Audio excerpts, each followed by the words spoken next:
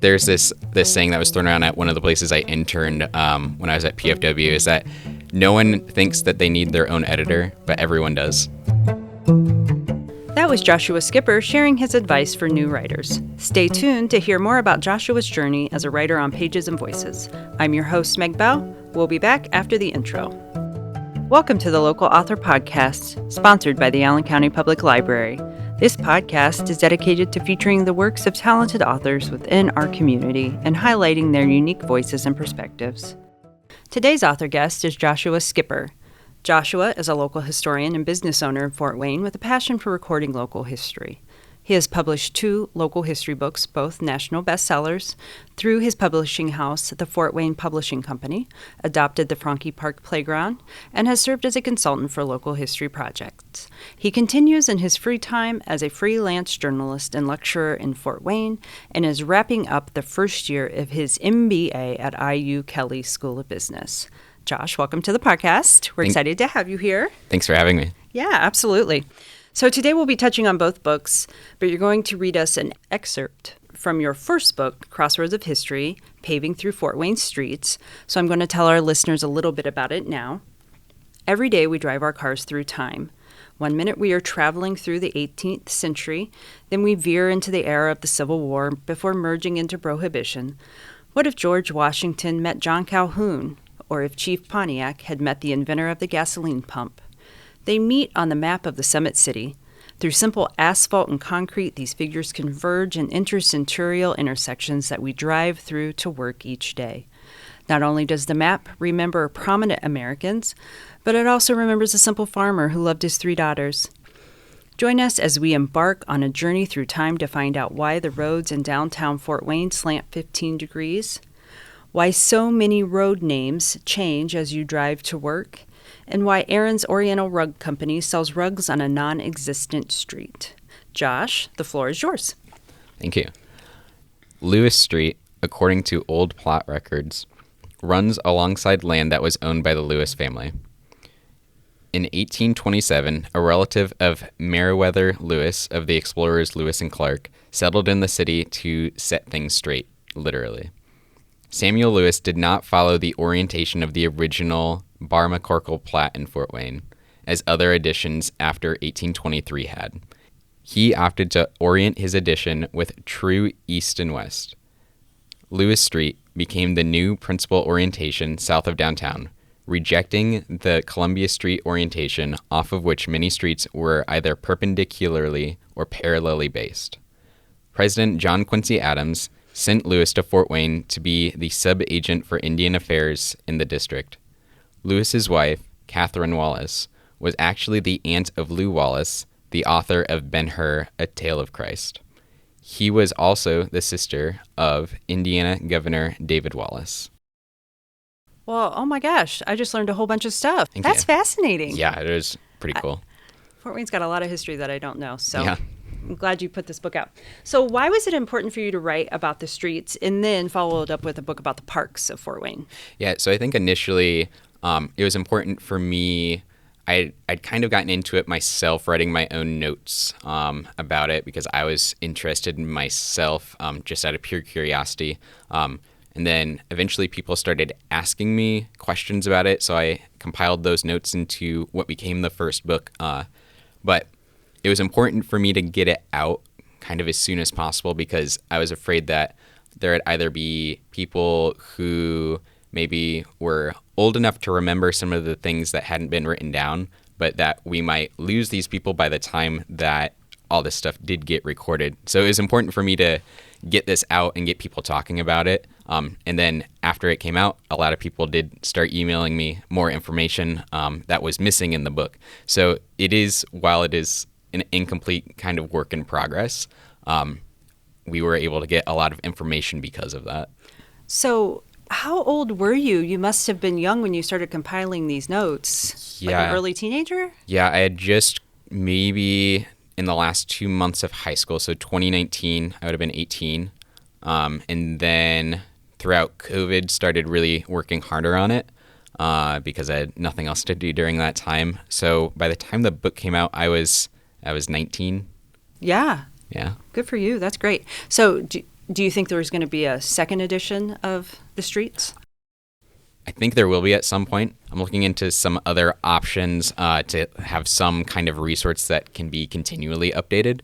And once that reaches some kind of critical threshold, then maybe a thicker, longer edition would come out at some point in the future. Yeah. Okay. When did this become a dream or a goal for you? You were 18 when you thought, hey, I'm just going to write a book, or was it during COVID you were like, hey, I'm going to write a book? I think I had kind of an initial thought about writing a book, but it wasn't until COVID. So for context, I was freelancing at the time once COVID hit, mostly covering events and doing event preview writing at that time. But because COVID came and canceled all of those events, I didn't have anything to dedicate that time to anymore. And also no income at that point. So it's like, might as well use the resources that I have at home to do something. And this is the result of that. Well, our good fortune here in Fort Wayne. So you must have landed on your passion young, like for writing when you were... Yeah, a little bit. So up until maybe my senior year of high school, was not a huge fan of writing things.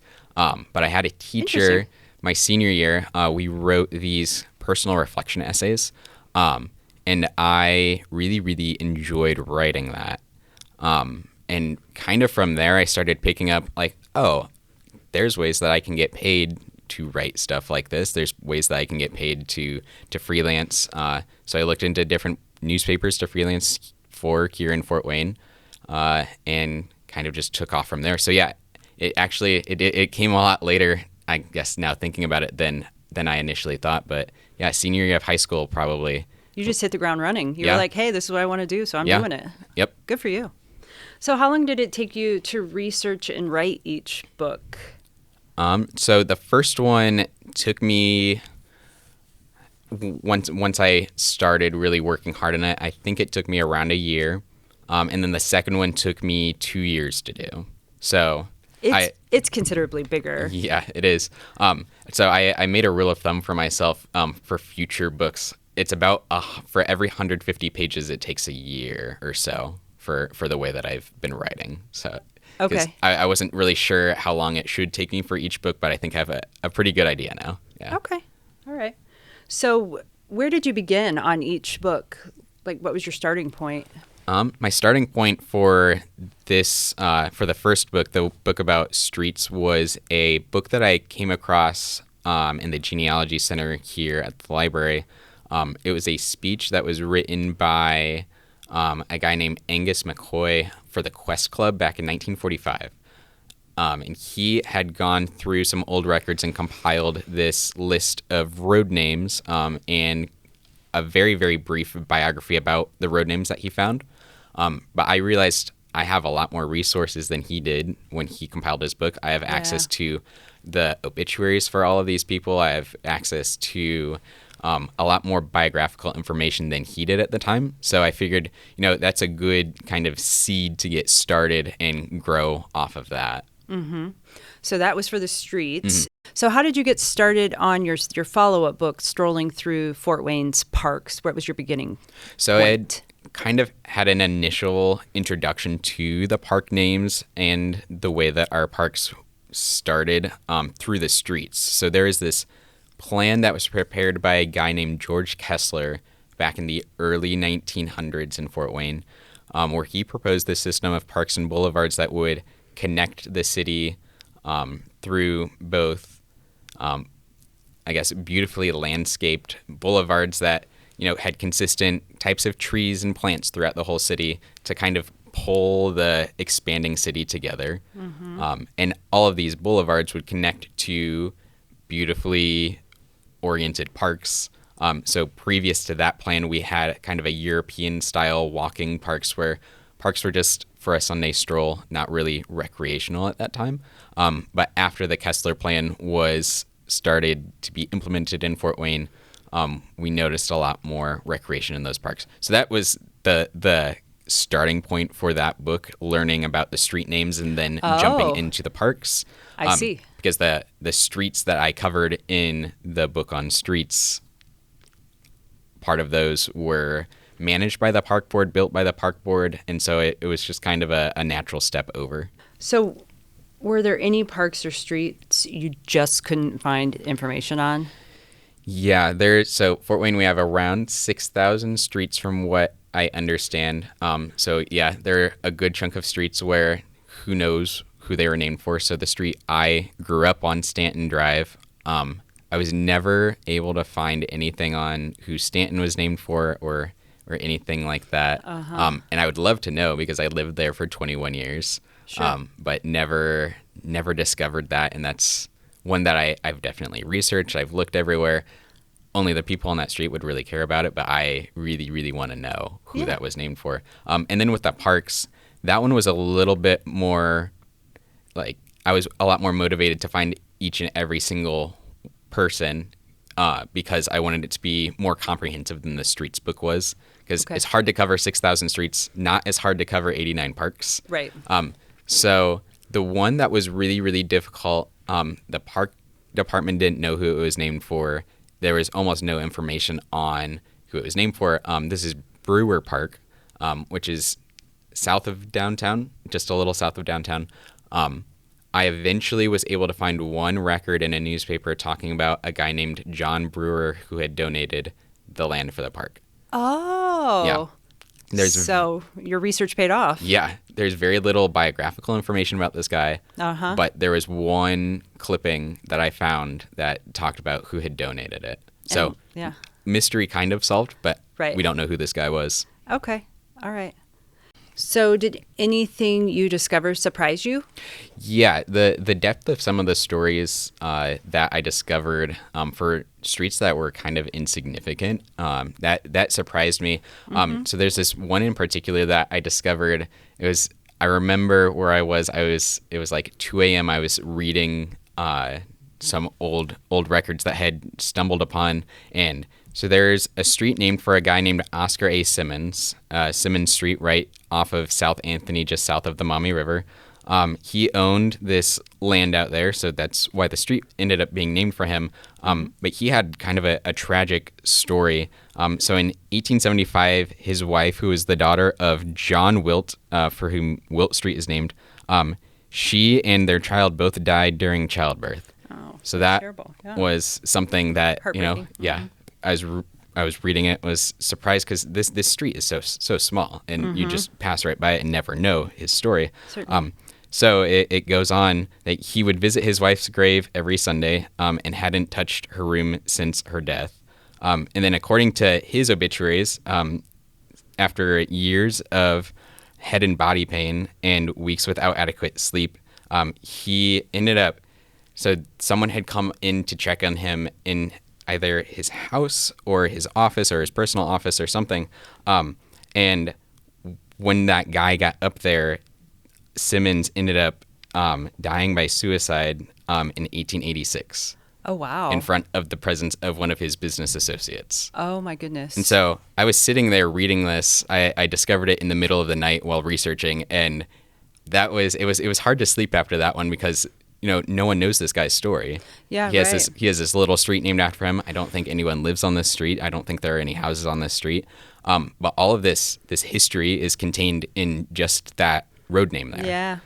So like as I start like passing by all these other road names as I'm driving around town, like you look at the road names, you don't know who these people are, but you think, do they have a story like this guy? Mm-hmm.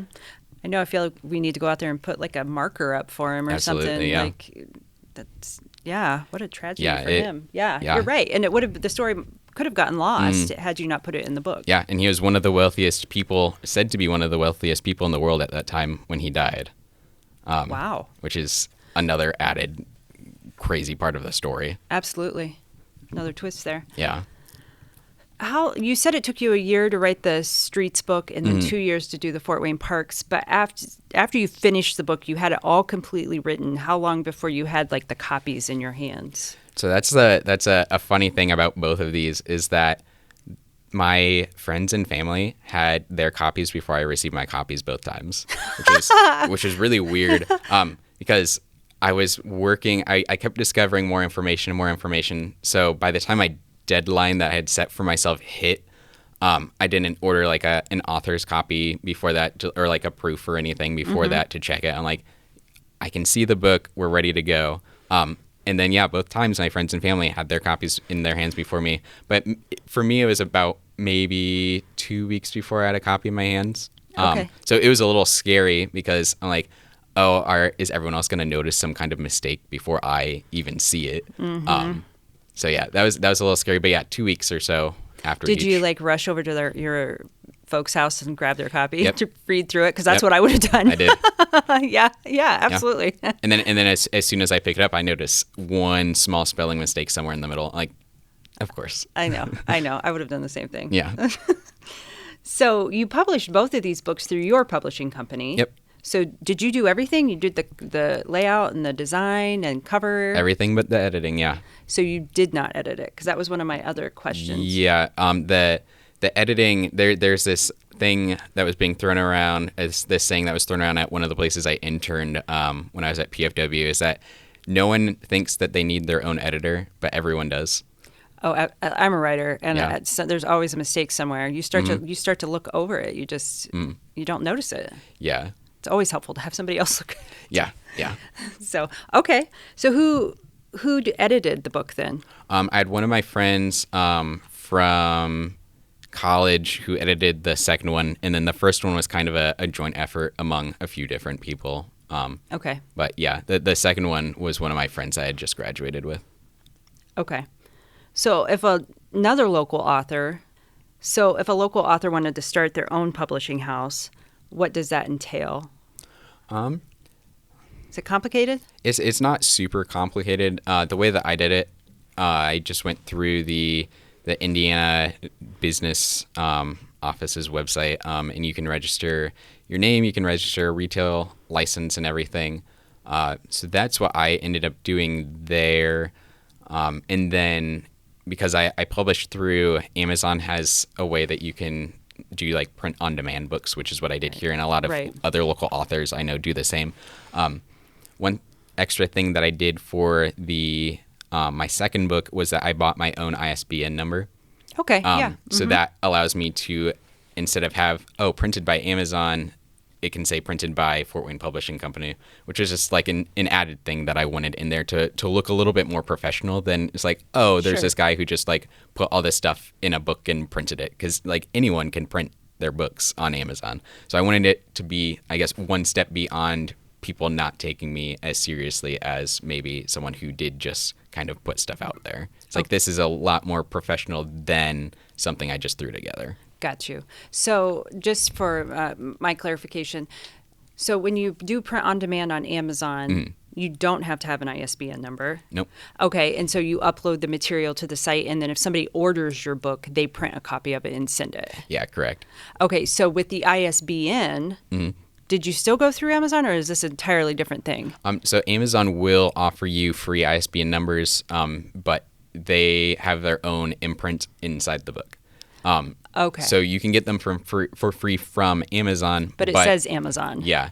So you go through I don't remember who manages the ISBNs for the U.S., but you go through them and you can buy it through them, maybe $120 or so, which is. And you can buy them in bulk, I understand, Yeah. from another author. Yep. Okay. And so, but then then I guess I'm still confused. Who publishes the book when somebody wants a copy of it? Who gives you this copy of the book? Comes in the mail from Amazon, from their printing facilities. So it is still from Amazon's printing facility, but it has your publishing house in it with that ISBN. Yeah, they basically just handle the production and distribution. Got it. Yeah. Okay, thank you for clarifying that. I Yep. appreciate it. So what if a local author wanted to go to your publishing house and have their book published? Is that something that you would do? So I think at some point in the future I will. I did have someone reach out back in November, right before Thanksgiving, and we talked about it. I gave him some advice on how to do it himself, because right now, capacity-wise, I don't have a ton of capacity to do to help other people with their books, like really hands-on. I'll definitely give everyone advice on how to do it, like mistakes that I made and how to avoid them. Sure. But right now, between school, I work full-time also as well. I'm still freelancing for a few places, and also I'm getting married in June. So Busy time. Yeah, it's a little busy to be writing and helping other people with their books right now. But yeah, I'd love to at some point in the future help other local authors publish through my stuff. So Sure, absolutely. So you said you're still doing the journalist Mm-hmm. on the side, or that's full time. so Side gig, full time gig. the journalism stuff right now is mostly a side gig. I work for the Catholic Diocese in their communications office. So I touch a little bit on the Catholic newspaper a lot, but I'm mostly on the technical side of things full time. Josh, do you sleep? Sometimes, yeah, I would when I can. Yeah, I'd be napping all the time. So, what is your writing process like when you are able to write? Is it like you sit down for a full day, like you're doing 8 hours? Usually, I can't stay focused for a whole day. So what my process looks like generally is I like to take things in super, super small steps. So that, oh, look, I'm making progress. I can mark all these things off.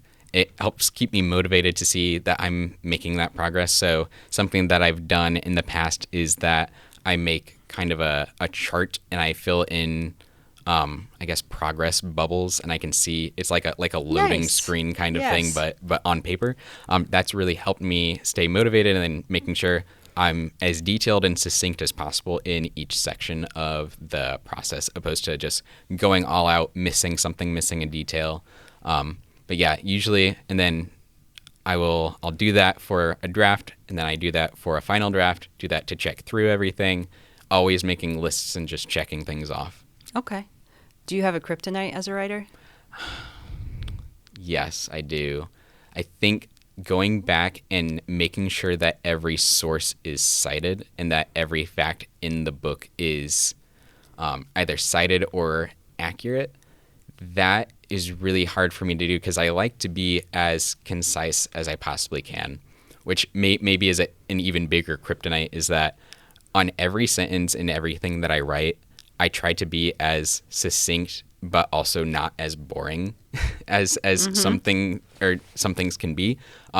So making it readable but also accurate is something that I don't necessarily struggle with, but it's something that I spend maybe too much time doing. Got it. Because as let's say someone maybe 25, 50 years from now were to use my book as a source, every time that information is copied over, if it wasn't concise and succinct to the maximum level that I can, eventually things get lost. It's like a game of telephone. Something kind of change history. It changes over time. So it's a big responsibility too that I feel to make sure that doesn't change and that stays as accurate as I can possibly make it. So that's something that I definitely.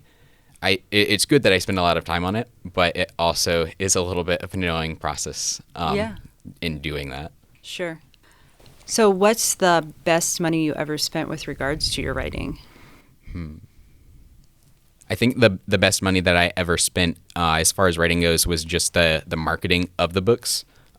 So I approached this in the middle of college with the first book, not having a lot of extra money to invest in the book. So I put in, the elbow grease that I knew I could do that equates over to money that I didn't have. So the process overall is really low cost. The biggest money factor in it, and the thing that is the most beneficial is the marketing. So I go through Facebook to target the specific audiences that I want to reach. My books do really well with women over 65 is the biggest demographic. Yeah, which is okay. I totally understand that. And when I go and lecture at places, that's the audience that's there. All the way up Retirees to who have time to absolutely, or pursue passions. People who remember the stories in the book that happened maybe 40 or 50 years before I was born. That's so cool. I love that. Yeah. Or I'll have people who are almost 100, if not over 100 years old, listening to me tell them stories about when they were growing up. So yeah, as far as the best money that I've spent is definitely in marketing to people who want to read the content. And so did ads on like Facebook, Instagram, or you you put money towards it and you boosted the ad? Yeah, for the most part, yeah. Okay. All right. And how often did you, I know you can do a run on those, like you can do boost it for 7 days, blah, blah, blah. So was there a certain amount of time you tried to boost it? So for this last book, for reference, I did from the day that the book came out until maybe a week before Christmas, because the lead time at that point was maybe 7 days or so. So it didn't make sense for me to keep marketing it if they were going to receive it after Christmas. Got you. So I did it for maybe around a month after I released both of the books there. But it not only increases the sales of the book, but it makes sure that people who would read that book or want to see that content, who might otherwise not encounter it wherever I am myself, make sure that they have the opportunity to take advantage of that material. They've been very popular in the collection. Yeah, that's what I've heard. Yeah, it's been great. When the first one came out, like instant, like holds list, and it's cool when a local author gets the attention that they deserve. It's fun. Yeah, and I was really surprised. I did not expect the first book to really take off like that. So one of the things that I was telling myself as I was writing, I'm like, well, no one's gonna see this. Like, I can there's different I don't have to be perfect in the way that I think my biggest regret about it is the layout inside. Not triple checking that. But yeah, and then all of a sudden I'm at over 1,000 copies sold. I'm like, oh wow, I wish I had put a little bit more time into the layout. But well, from my perspective, I like the way they both read, because you could either read it front to back, or you can just jump in. Like if there's a particular street or park you're looking for, they're great reference books. Awesome. So yeah, I like them for that reason. One of the people who's in charge of planning out parks contacted me right before Christmas and told me that he uses it, and that the department uses my book as a reference point when they're starting projects now. And that felt really nice. That the actual department that I wrote about, that I found out all these cool things and all the awesome things that they've done for our community, reached out and told me that they're using me as a resource now. That was very affirming. Yeah, absolutely. I think you just answered my next question, because I was going to ask you, has anything surprised you as a result of writing these books? So you might have answered it with that information. Yeah. Just the popularity, and then the people who reach out to me who want to learn more or who have things to offer. Just the spread of it. I have people who, I guess, ran across it organically and then will either tell me like, hey, you should check out this book. It is about stuff that you're really interested in. I'm like, oh, look at the author name. Like, I'm the one who wrote it. Oh, that's funny. Yeah. I've had that happen more than once. It's really funny. I love that. So what advice would you give young writers working on their first book? I think the best advice, and the advice that I've given some people who have asked me, was just take it step by step and break it up into pieces. At PFW, so my concentration was in journalism, so writing shorter pieces. And that's how I approached the second book. Was I'm going to break it up into basically, I just need to write an article. I just need to write another one. I just need to write another one. It's very digestible, very manageable that way. It keeps the book in digestible pieces, and it also helps you write it like, all I have to do is write an article like normal. Yeah. I'm not writing this big book, and then all of a sudden you collect them all together and you have a 300-page book. Yeah. Okay. I like it. So now we're going to pivot to some fun questions. Okay. I like to do this for all of our authors. Yeah. So what is your favorite thing to do on your time off? So I think, and this is kind of, it just sounds like I'm working all the time, but I love to go on walks and just look around and see if I notice things that aren't like something that I haven't noticed before. So I live over by Purdue Fort Wayne, so I go and walk there all the time. And I find all these old structures, and there's a guy in Fort Wayne who is way more advanced at this than I am, but like things that maybe existed at one point that aren't there anymore, but there's something left over from it, like either a foundation or a platform, or there are these little, I guess, survey markers that are around. And then if you've ever looked at like a map of how the county was initially divided, and then you look at either how the buildings are formed or how the streets are formed or something like that, and you start looking around and you start seeing this grid that was made 200 years ago, and you realize like, that's why this turn is here. That's why this thing is put in this place. So yeah, I love walking around and trying to see if there's anything that just doesn't look like it's organically there. And like if it's not organic, someone probably put it there, and it was probably something that no one knows about anymore. So I love to do that. And then my fiance and I, before we were engaged, made it a goal to make it to every single park and take a picture there together. Well, that's a neat thing to do. Yeah, we wrapped that up, and then the last park that we visited is where we ended up getting engaged on that day. So. Oh, you had a plan. It wasn't the original plan that I had, but I'm like, you know what? These two things, like, we're gonna hit the last park at about the same time that we were planning to get engaged. So I just put the two together, and was she surprised? She was, because she knew how many parks that we had left, and so by the time I was like, oh, I'm gonna do this at the last park, like, I started telling her the wrong amount after every single time that we went, and trying to kind of get throw her off. Yeah, and then so right when I was about to propose, I was like, because we were like fake taking pictures when I just had the camera recording. I was like, this is our last park. She's like, what? And then I think she realized what was going to happen. But yeah, that was really fun that those two things lined up that way. Yeah, and we were at Solomon Farm Park on the covered bridge there. Yeah. Oh, that's perfect. I love that space. That's a gorgeous space and a perfect place to do it. Yeah, what time of year was it? It was a year ago, May 17th. So, yeah, very pretty time of year, too. Yes. Yeah. That's very smart. Gentlemen, take notes if you're listening. Okay, so next question. If you could be told one thing that you couldn't find in your research for these books, what would it be? I think it would be so the two people who drew the original grid downtown, their names were John Barr and John McCorkle.